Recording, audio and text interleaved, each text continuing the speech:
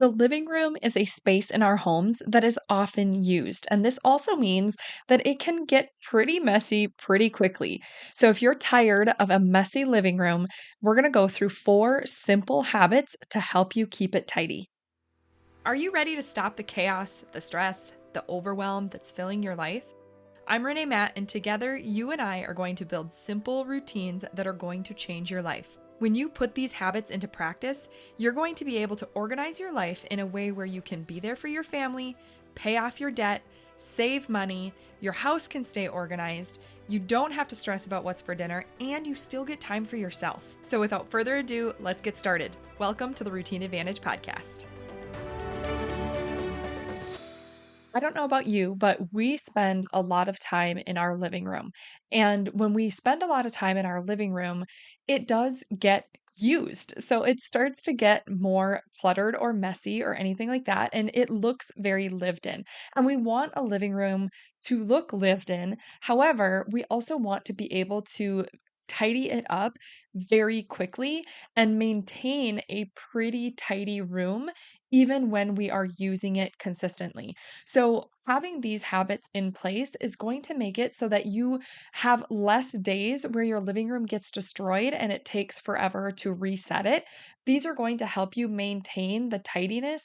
So, even when you are using your living room and you are living in your living room, it's still going to be easy to very quickly reset. So, we have four habits here that you can use to help you to maintain a tidy living room. So, number one, you want to keep it clutter free. This is a big one because the more stuff we have in our living rooms, then the more we have to worry about keeping it in its place and cleaning it up. It's a lot easier to get the space really messy when there are more items in the space. So, keeping it clutter free is automatically going to help us keep it tidier. Now, there are a lot of houses that might have way more things in them than we want. So if you do have a very cluttered living room at the moment, then that doesn't mean that that always has to be the case. And you don't have to take multiple weekends to try and just clear out the whole thing. Do it in bite-sized chunks. So, if your living room is really cluttered and you have a lot of stuff to go through and it feels overwhelming, just kind of take a step back and go one step at a time and just grab a piece of paper. And you can even just write down all the different areas of the living room that you would like to clear out. So, really break it down into really small areas that you could declutter in like 10 minutes. And then you can do those 10-minute declutter hunts. So you can either break it down and just do a list of all these different areas and like literally break it down. If you have a bookshelf, then do shelf number one, shelf number two, shelf number three, and break it down so that every 10 minutes you have throughout the week that you are going to declutter, you can say, okay, I've got 10 minutes. I'm going to go do one of those areas and get it checked off the list. And then over the coming weeks, and it's okay if it takes you weeks, just making progress is what is key here. But over the coming weeks, you'll find that your living room gets cleaner and cleaner and cleaner because you're getting rid of all the junk that does not need to be there and all the stuff that you can donate or you can just throw away and get out of the living room if you're not actively using it. So that's a really great way to do it. And if you aren't, like, if you don't want to make a list and break it all down and that seems overwhelming to you too, then just set your timer for 10 minutes, grab a bag, and go in and just see how much you can fill the bag to get rid of. So maybe you have two bags, maybe one is trash and one is for donations, or maybe that's overwhelming and you just need to get rid of it all and throw it away for now. It's okay if that is where you need to start. I'm sorry if I'm saying just throw away things that are probably good. We don't have to donate everything if you are feeling incredibly overwhelmed. It's more important that you start. So if that is overwhelming, just set your timer for 10 minutes, grab a bag, and go and just whatever you can find that you know doesn't need to be in there, just toss it in the bag, throw it in the trash, and be done with it. And then see how many times you can do this and repeat it over and over and your living room will start to feel better. So that is the first tip is you want to keep it as clutter free as possible. Number 2 is that if you do keep items in there and you probably want a living space that has some things in it that you use regularly. So if you do have items in there, that is still fine, but you want to make sure that whatever you have in your living room has a home. So if you have books on a bookshelf, you want to make sure that you have enough space on the bookshelf that all of your books fit and they're not falling off and they're not getting really crammed in there or anything like that. If you have a bookshelf, make sure your books fit. If you have decor, make sure it is easy to clean and it is laid out how you'd like it. If you have game consoles or board games stored in your living room, make sure you have storage for these items that you can put those things away and they do fit. If you need to get a bigger space for storage, or if you need to go through your games and clear some out that are missing a bunch of pieces and they're broken and they're missing cards, like whatever you need to go through, get rid of the things that you're not going to use anymore or it doesn't have all the pieces, and make sure that your storage spaces fit everything they need to fit and that every item has a home and it's organized. So when you start to do stuff like this, if you have kids' toys. Maybe you have little ones that still use toys all the time in the living room.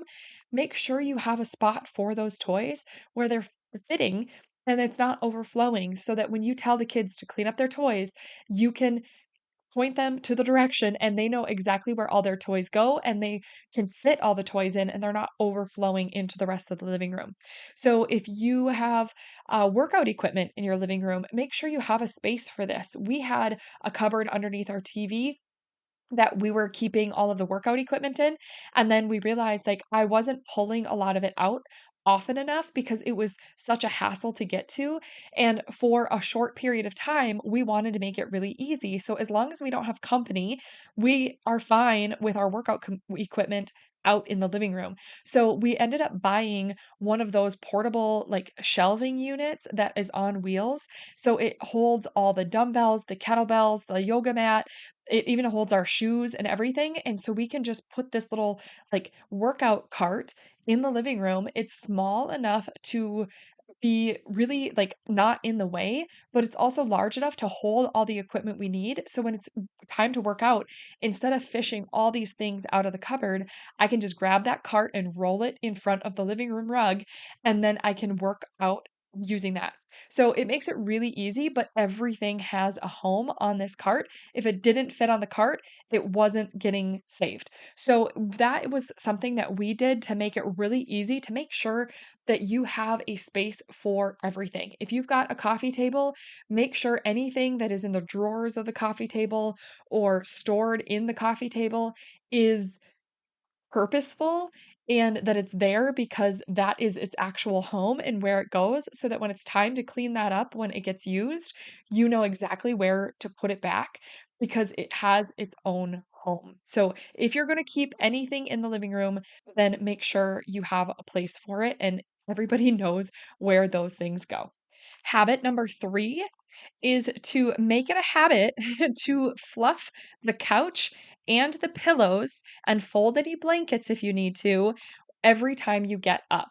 So obviously if you are just watching a movie and you're running to the kitchen to, grab a glass of ice water and fill your bowl of popcorn and come back to the couch, you don't have to fluff the couch and everything and fold the blankets at that point. That's not what I'm saying. But if you are watching a movie and you do those things, and you get done with the movie and it's time to get up and you are getting up from the couch, don't just leave it because you're so tired and you want to go to bed.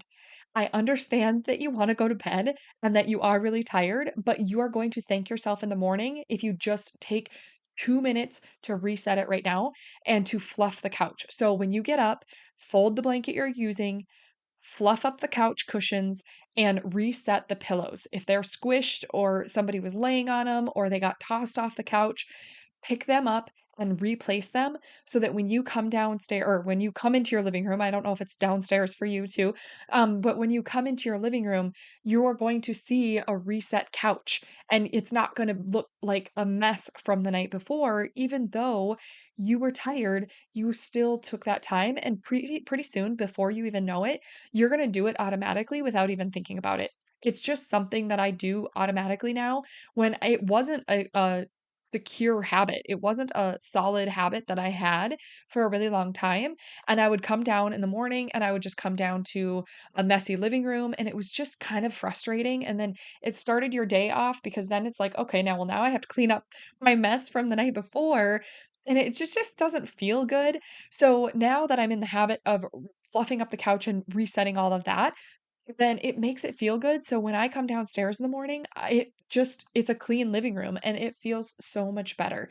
So I strongly recommend trying to make that a habit, and the more you do it, the easier it becomes, and people around you, if you start to teach them this habit as well, they will start doing it automatically as well, and it just makes it really easy to keep the living room tidy. Which moves into habit number 4, which is to reset the full living room before you go to bed each night. So, this is not just the couch and the cushions and the pillows and the blankets, but it's everything. So, if you had kids playing with their toys, have them put their toys away before they go to bed. If you were drinking a glass of something or you were eating that bowl of popcorn, instead of leaving them on the coffee table, make sure you pick them up and you bring them to the kitchen before you go to bed so that you're not waking up to dirty dishes in the living room. If you have room in the dishwasher, toss them in the dishwasher. If you don't have room in the dishwasher, we want to go to bed with a sink empty. So if you have time to take like literally 30 seconds to just wash up your bowl and wash your glass and then let it air dry overnight and you can just plop it onto a clean kitchen towel and you can put it away in the morning when you get up. It makes it so much easier to keep things tidy when you just have these habits of even just taking a few minutes to reset things. If you spilled something on the coffee table, just grab the kitchen rag and wipe it off and be done with it. It's super easy to just make these small shifts in our habits to be able to keep things tidy. And before you know it, you're going to be so used to doing all four of these things that you're not even gonna have to think about it anymore. It's just an automatic motion because you've repeated it so many times, and your living room will be easier to maintain that tidiness. So, I'm gonna recap those for you so that if you are tired of a messy living room, you can just go through these 4 simple habits to start working on, and then you will be able to make it so much easier to keep your living room tidy. So, habit number 1, keep it clutter free. Habit number 2, if you keep items in there, make sure they all have a home. You wanna make sure everything fits.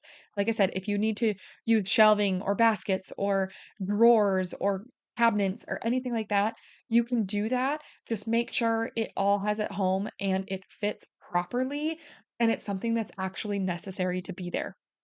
Number 3 is to make sure that you have a habit of fluffing up the couch cushions, folding the blankets, and putting the pillows back where they go every time you get up to leave the living room. And lastly, habit number 4 is to make it a habit to reset the full living room before you go to bed each night. So, this means bringing any dishes to the kitchen, taking care of those. If you have dirty socks that got kicked off during your movie, make sure you could put those in the hamper. If you need to wipe down the coffee table, whatever you need to do to make sure that your living room is reset before you go to bed, that is going to be key so that when you get up in the morning, you are waking up to a nice, tidy living room and it is going to feel so much better. It's going to be so much easier to keep these 4 habits in place. So I hope that that was helpful. I hope it helps you to maintain that tidy living room, and I will catch you back here on the next episode. Did you love that episode or learn something useful? If so, would you do me a huge favor? My goal is to grow this podcast and help as many women as I can break free from the overwhelm so they can truly enjoy their life. The best way for me to do this is for you to leave a 5-star written review on your podcast app and to share this episode with a friend or in your Instagram stories. I appreciate you being here. I hope you have a wonderful day, and I will see you on the next episode. Take care.